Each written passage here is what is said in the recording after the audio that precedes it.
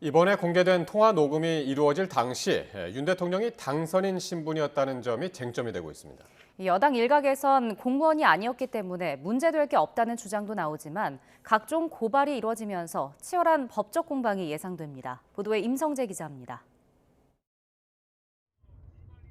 윤석열 대통령의 임기 시작 하루 전인 2022년 5월 9일 윤 대통령과 명태균 씨 사이 이뤄진 통화 음성을 공개한 더불어민주당은 이를 위법한 공천 개입의 증거라고 규정했습니다. 공직선거법은 공무원의 정치적 중립 의무를 규정하고 있는데 윤 대통령이 이를 어겼다는 겁니다. 20대 총선을 앞두고 당시 친박계 의원들이 여당 공천을 받을 수 있도록 정무수석에게 지시한 혐의로 징역 2년을 선고받은 박근혜 전 대통령 사례를 꺼내든 것도 같은 맥락으로 읽힙니다. 윤석열 검사 시절 박근혜 대통령이 공천에 개입했다고 낱낱이 수사해서 법원에서 2년형 선고가 나왔었는데요. 대통령 임기 시작 뒤 윤 대통령의 말대로 김영선 전 의원의 공천이 이뤄진 만큼 법리 적용에도 문제가 없다고 주장했습니다. 또 명태균 씨가 대선 전 시행한 각종 여론조사의 대가성을 의심하며 추가법 위반 소지의 가능성도 열어뒀습니다. 친윤석열계 등 국민의힘 일부는 그러나 민주당이 공개한 육성을 토대로 해도 당시 윤 대통령은 하루 차이로 당선인 신분이었다는 점에 초점을 뒀습니다.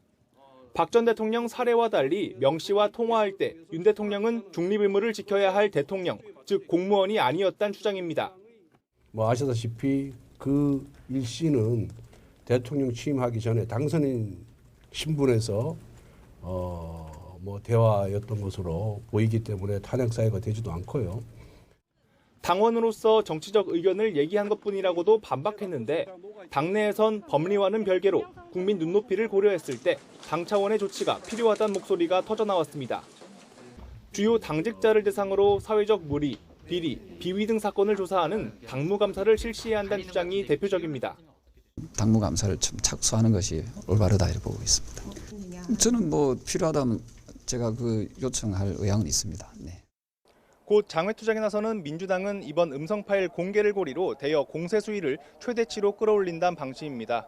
여당은 법리 검토와 함께 이 대응책 마련에 고심 중인 분위기인데 야당의 공세에 각종 고발까지 이어지며 사태 수습이 만만치 않을 거란 전망도 나옵니다. YTN 임성재입니다.